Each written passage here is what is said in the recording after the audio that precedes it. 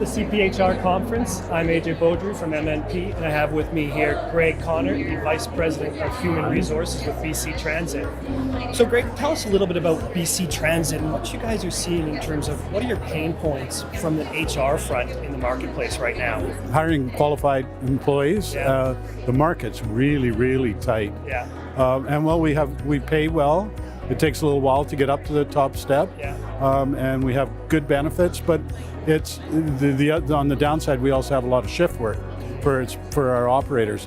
So it's finding the right people that have the right balance of customer service skills. Those are now our new most important things since I got there. Yeah. I said, it's all well and good you can drive a truck, but we really want people with people good interaction. Yeah, that's the key for us. Because they're front facing, right? They're the ones 100%. that are portraying that image of BC Transit. Yeah. So what strategies in terms of finding those qualified, because we've really seen the market shift over recent years. So what strategies has BC Transit put in place to find those right individuals and make sure that they've got those qualities that you're looking for? Right, so we've shifted around from just doing here's our ad in the paper or here's our ad in Indeed to going to where people are. Yeah. So we go to hockey games, we go to rodeos, we go to everywhere we can think of that people gather, we go there and we take a recruiter and we take a couple of operators along. Okay. So they come out and they talk about what the job's really like. Yeah. And we talk about what kind of people we like.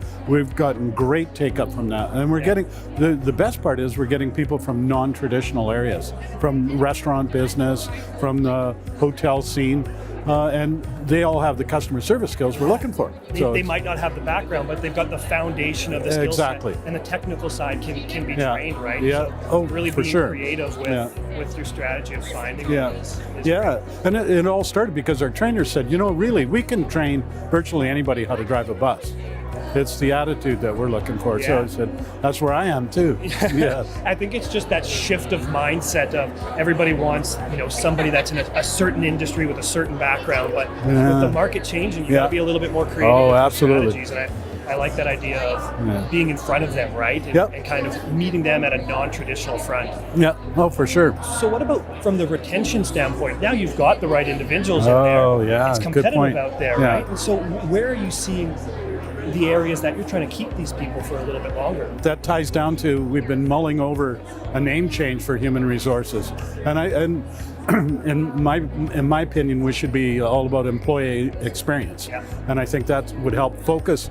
Not that my team's not focused; they're a great team, and they're all really customer focused because the employees are our customers. Of course. But they need to see it as well. The employees do. So our focus right now is all about engagement. So, and it's not traditional engagement. It's about what's in your job that you don't like. What are the things that we can do to change? How do we get your ideas implemented? So we have a couple of committees of just people who stuck up their hand and said, I'm interested. And so from all over the organization, operators, mechanics, office staff, and we talk about what makes us a better organization and what do the various group needs. So, and that's been working really well. So when you get those individuals and you get that information, how are you implementing the strategies to kind of put those into place now? Now you've heard what their needs are. Yeah. What are you doing to get that information out front? Oh, okay, that's where we come in. and that's always the hard part is it's all well and good to have that great idea, but then someone's got to implement it. Listen, when I did my master's degree, I just had a baby. I was working full-time and I was doing my master's. Oh, so it was a breeze, right? Right, well, it was a real breeze, but what I learned there was that a B's okay. Yeah. And so I translate that to work, and in my opinion, I'd rather have a B plan because even your A plan is going to go out there, it's going to need some shifting, adjusting. You got it, so a B plan is going to get out there 5 times as fast, and you're still, and it's still generally correct. And it'll just need a little bit of shaping. So we've kind of like we plan and do instead of plan and plan and plan and then do. And it's about the continuous improvement, right? Oh, and for sure. that strategy is really implementing that. So besides the recruitment and retention side, what other pain points are you seeing that have maybe shifted in recent years? Oh, I think one of the areas that's really shifted, and we're just embarking on we're kind of like a beta tester for a wellness at work, stay at work program with wellness. So we do stay on board for strains and sprains. So if you get hurt while you're on the bus or gardening at home. Because we, believe it or not, a lot of people that first week, that first summer, everybody's digging, all their backs are sore. And we don't need operators with sore backs. So we've created a program that we get them early access to chiropractors. Okay. So now we're kind of shifting that. Now, how do we do that, both preventative and then restorative kind of work that we can do in the wellness, mental wellness area. So I think that's a key one. It's a pain point for us now. When someone goes off with a mental illness, their time on disability is almost twice as long as normal, as an average person who goes off for, say, an injury or say they had cancer treatments. It's usually twice as long, and it's really hard to get them back.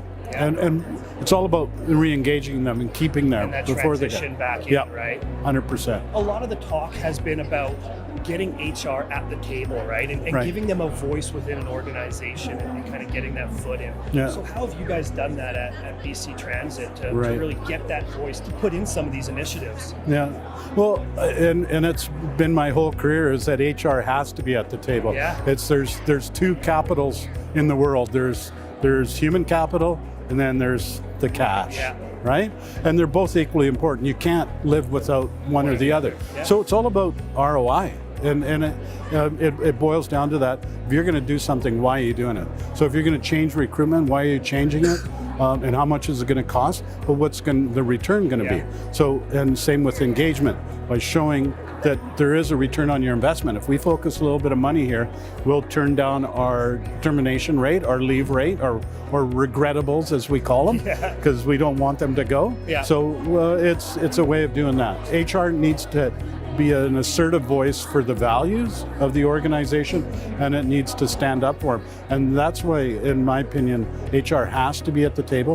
HR can't report to the CFO or to whoever else, the CEO. It needs to report to the CEO. Yeah. Yeah. So in that sense, how are you ensuring that those steps are being taken, right? When they're looking at that, they want that ROI. So in terms of, is it building a business case? Is it putting metrics and data behind it?